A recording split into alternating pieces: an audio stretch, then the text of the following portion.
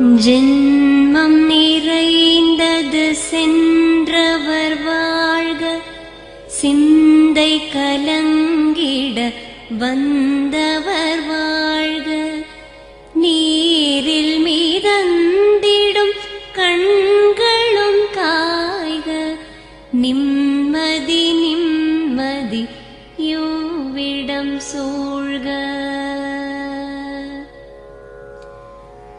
ஜனனமும் பூமியில் புதியது இல்லை, மரணத்தை போலொரு பழையதும் இல்லை. இரண்டும் இல்லாவிடில் இயற்கையும் இல்லை, இயற்கையின்